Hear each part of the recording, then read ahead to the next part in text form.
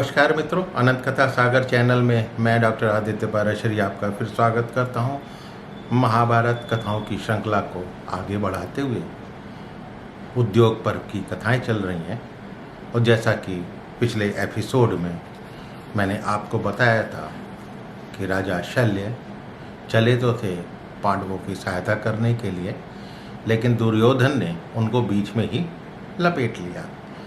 लेकिन युधिष्ठिर के पास वो पहुँचे और तब युधिष्ठिर को उन्होंने समझाने बुझाने की कोशिश करी कि जब युधिष्ठिर ने बोला ठीक है, आप जो है जब कर्ण के सारथी बने तो आप उनको हतोत्साहित करते रहिएगा, मेरे लिए यही बहुत है।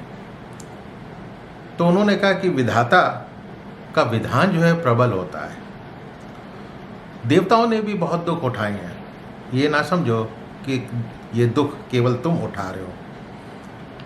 तो राजा युधिष्ठिर ने पूछा कि महामना ये बताइए कि इंद्र ने किस तरह से दुख उठाया था।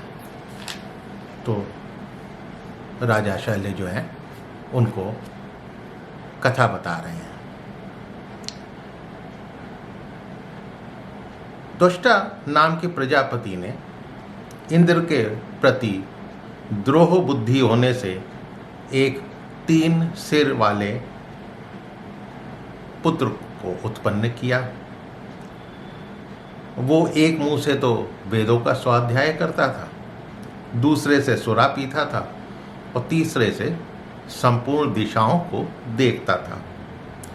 जितेंद्रिय था, धर्मपरायण था, तपस्वी था और उसका तपोबल और सत्यबल देखकर जो है वो इंद्र दुखी हुए, सोचने लगे कि कहीं ये इंद्र की पदवी ना पाले।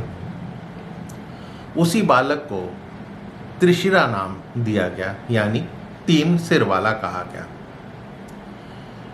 तो इंद्र को लगा कहीं ये मुझे ही अपना ग्रास ना बना ले और स्वर्गलोक पे अधिकार कर बैठे। तो इंद्र ने बहुत सोच समझकर त्वष्टा को लुभाने के लिए अप्सराओं को बुलाया और उनसे कहा कि भाई किसी भी प्रकार जो है त्रिशिरा को अपनी सुंदरता से लुभाओ और काम भोग में आसक्त करो। सुंदरियों, तुम ऐसा करो कि सब तरह से श्रृंगार के अनुरूप वेश धारण कर हाव भाव से उसको लुभाओ और मेरे भय को शांत करो। मेरा मन जो है वो अस्वस्थ चित्त हो रहा है, क्योंकि चिंता यही है कि कहीं वो मेरे ही लोक पर अधिकार ना कर ले। तब अप्सराओं ने इंद्र की आज्ञा मानकर सभी त्रिशिरा के समीप गईं, तरह तरह से उनको लुभाने का प्रयत्न किया, लेकिन वो सफल नहीं हो पाई। प्रतिदिन वो अपने अंगों का सौंदर्य का दर्शन करवाती, तरह तरह से हाव भाव से उनको लुभाने की कोशिश करती, लेकिन वो तपस्वी जो है उन अप्सराओं को देखकर जो है बिल्कुल भी विचलित नहीं हुए, अपितु शांत भाव से बैठे रहे। जब प्रयत्न में सफल नहीं हुई तो वो इंद्र के पास जाकर बोली कि वो तो बहुत बड़े तपस्वी हैं और उन्हें धैर्य से विचलित नहीं किया जा सकता है। तब इंद्र ने कुछ और विचार करने के लिए सोचने लगे क्या करा जाए। फिर एक निश्चय पर पहुँचे। तब इंद्र ने त्रिशिरा के वध का निर्णय किया और अपने भयंकर वज्र को जो है वो त्रिशिरा की ओर चला दिया। अब वज्र की चोट खाकर जो है त्रिशिरा पृथ्वी पर गिर पड़े, लेकिन त्रिशिरा को प्राण शून्य देखकर भी इंद्र को शांति नहीं मिली, क्योंकि त्रिशिरा के 3 सिर जो है वो तेज से प्रकाशमान हो रहे थे, जीवित से लग रहे थे। तभी वहाँ से एक बढ़ई निकला, उसके कंधे पर एक कुल्हाड़ी थी। तो जब इंद्र ने उस बढ़ई को देखा तो उससे कहा कि तुम शीघ्र ही इस शव के 3 मस्तकों के टुकड़े टुकड़े कर दो। बढ़ई बोला, ये कार्य तो बहुत निंदित है, ये साधु पुरुषों का स्वभाव नहीं है, मैं इसे नहीं कर सकता। इंद्र बोले, बढ़ई तू डर मत, मेरी कृपा से तेरी कुल्हाड़ी जो है वज्र के समान हो जाएगी। तब बढ़ई ने पूछा कि ये निंदित कर्म आप करना क्यों चाहते हैं, आप कौन हैं? तब इंद्र ने कहा कि मैं देवराज इंद्र हूँ। और मैंने जो कुछ कहा है तो वो शीघ्र कर दे। बढ़ई बोले, देवराज इंद्र, तुम्हें लज्जा आनी चाहिए। इस प्रकार के कर्म से तुम्हें लज्जा नहीं आती। इस ऋषि कुमार की हत्या करने से ब्रह्म हत्या का पाप लगेगा, क्या उससे तुम्हें भय नहीं है? तो इंद्र बोले, ये मेरा शक्तिशाली शत्रु था जिसे मैंने वज्र से मार डाला है। इसके बाद ब्रह्म हत्या से शुद्धि करने के लिए मैं किसी धर्म यज्ञ का अनुष्ठान करूंगा जो दुष्कर हो। अब ये मारा गया है तो भी मुझे इससे भय बना हुआ है, कहीं ये जीवित ना हो जाए। तो शीघ्र इसके मस्तक के टुकड़े टुकड़े कर दे, मैं तेरे पर अनुग्रह करूंगा। तो ये सुनकर फिर बढ़ई ने त्रिशरा के तीनों सिर के टुकड़े टुकड़े कर दिया। कट जाने पर अंदर से 3 प्रकार के पक्षी निकले।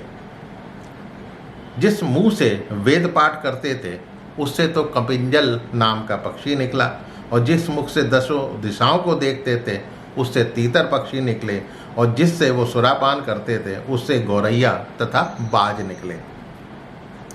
बाद में इंद्र तो अपने लोग चले गए और बढ़ई जो है वो अपने घर चला गया। 1 वर्षों तक जो है किसी को इसके बारे में कुछ पता नहीं लगा। 1 वर्ष पूर्ण हो गया तो उसके बाद जो है पशुपति के भूतगण जो है वो हल्ला मचाने लगे कि हमारे स्वामी जो है ब्रह्म हत्यारे हैं।